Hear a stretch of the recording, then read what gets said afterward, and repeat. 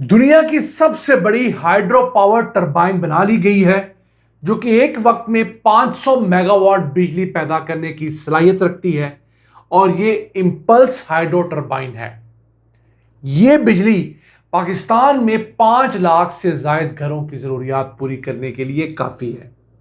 आज की वीडियो में आप जान सकेंगे कि ये टरबाइन कितने फुट बुलंद है, कितने टन वजन की है और इसे किस हद तक मजबूत स्टील से तैयार किया गया है।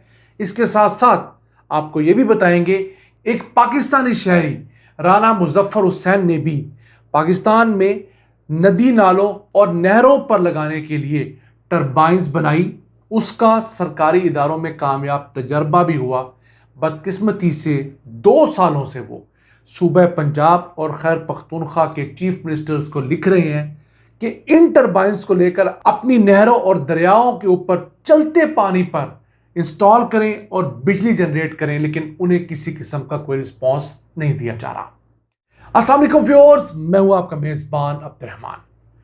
चाइना ने दुनिया की सबसे बड़ी इंपल्स हाइड्रो पावर टरबाइन बनाई है जो कि 500 मेगावाट कैपेसिटी की है। इसका डायामीटर 20 फुट 5 इंच है और वजन 80 टन है। इसमें 21 वाटर ब्लेड्स नस्ब किए गए हैं। इसी वजह से ये 500 मेगावाट बिजली पैदा करती है पर आवर और ये पाकिस्तान में 5 लाख घरों की जरूरियात के लिए काफी बिजली है। और ये हाई स्ट्रेंथ मार्टेंस्टिक स्टील से बनाई गई है। स्टील की एक ऐसी किस्म जो कि आम स्टील से 400% ज्यादा मजबूत होती है, जो कि 1700 MPa का बोझ ताकत बर्दाश्त कर सकती है। आपको आम जुबान में समझाएं कि सिर्फ 1 इंच डायमीटर का अगर कोई मार्टेंस्टिक स्टील का रॉड हो तो उसमें इतनी ताकत होती है कि उसके ऊपर आप 15 बड़े हाथियों की ताकत इंप्लीमेंट करें या वजन डालें तो वो नहीं टूटता। 88 टन तक वजन वो 1 इंच डायमीटर का रॉड बर्दाश्त करने की कैपेसिटी रखता है। अब चाइना की जो डोंगफेंग कंपनी है और दूसरी वहां की जो बड़ी इलेक्ट्रिक से रिलेटेड R&D करने वाली कंपनी, इसमें हर्बल इलेक्ट्रिक भी है, उन्होंने इसे कामयाबी से बनाया है और ये दतंग जला हाइड्रो पावर प्रोजेक्ट जो है उनका वहां इंस्टॉल होने जा रही है। अब इस हाइड्रो पावर प्रोजेक्ट में मसला ये था कि ऊपर से जहां से पानी गिरता है उसकी हाइट बहुत ज्यादा है, जिसे हेड कहा जाता है। तो जो वर्टिकल ड्रॉप है पानी का वो 2200 फुट है और जो आम टरबाइन रूटीन में इस्तेमाल होती है, जिसे फ्रांसिस टरबाइन कहते हैं, वो मैक्सिमम 900,000 फुट तक का हेड बर्दाश्त करती हैं, इससे ज़्यादा वो नहीं करती। तो इस हाइड्रो पावर की लोकेलिटी ऐसी है, टिपोग्राफी ऐसी है कि उन्हें एक स्पेशल टरबाइन बनानी पड़ी। अब ये बन गई है तो अब यही बाकी बहुत सारे दुनिया के मुल्कों को चाइना बेचेगा और पैसे बनाएगा।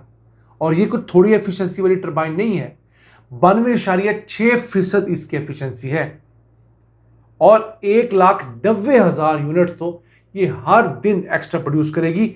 एक साल के अंदर ये 4 अरब यूनिट्स बिजली पैदा करेगी। इस टरबाइन की तहकीक पर चाइना ने 4 साल सर्व किए हैं। ये वजह है कि अब चाइना अमेरिका से हाइड्रो इलेक्ट्रिसिटी में भी 4 गुना आगे जा चुका है। अमेरिका की हाइड्रो इलेक्ट्रिसिटी पैदा करने की जो सलाहियत है 103 गीगावाट है। अब समझ लीजिए 1,03,000 मेगावाट।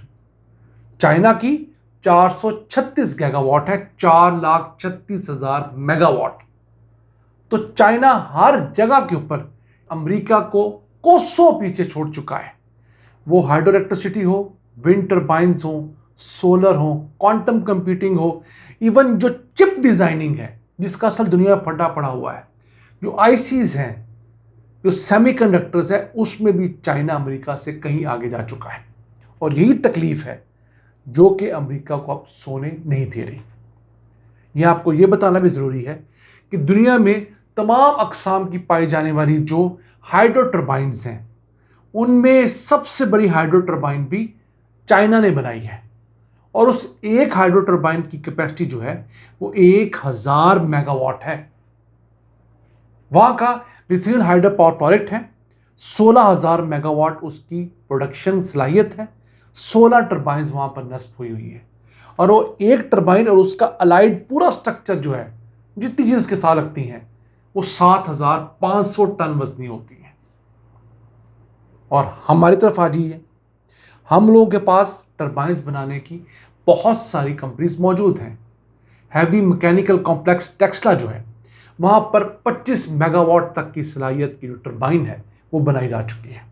इर्द गिर्द चंद प्राइवेट सेक्टर की दीगर कंपनियां भी हैं।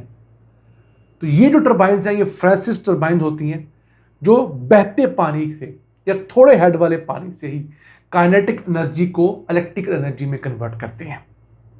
हमें इस तरह के मज़ीद इदारों को प्रमोट करना चाहिए। और इसी मुतालिक मुझे पता लगा कि हमारे लाहौर के करीब वाक़ शादरा, वहाँ के एक राना मुजफ्फर हुसैन हैं, उन्होंने ऐसी टरबाइन बनाई है जो कि स्लो मूविंग वाटर जो होता है, नहरों के अंदर जो पानी होता है, उसके ऊपर लगाकर आप आसानी बिजली जनरेट कर सकते हैं। आपको ऊंचाई से पानी गिराने की ज़रूरत ही नहीं है। नॉर्मली टरबाइन तो होती है ना कि पानी ऊंचाई से गिराया जाता है और फिर उस पानी का जो प्रेशर होता है उससे बिजली प्रोड्यूस होती है।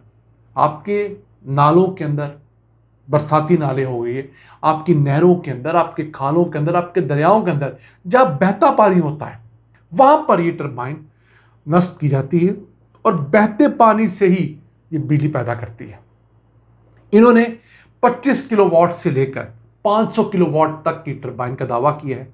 25 किलोवाट की एक जो टरबाइन है उसका कामयाब तजर्बा इन्होंने नंदीपुर इरिगेशन जो रिसर्च सेंटर है, जो महकमा आपाशी पंजाब का एक इरिगेशन सेंटर है जहाँ पर रिसर्च होती है, वहाँ पर उसका तजर्बा भी किया है।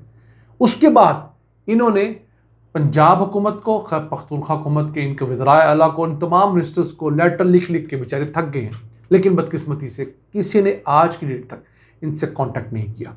एक और इंटरेस्टिंग बात भी है, ये कोई आम सादे आदमी नहीं है, ये पॉलिटिकल आदमी है और शादरा के अंदर नून लीग के साबका नाजिम भी हैं।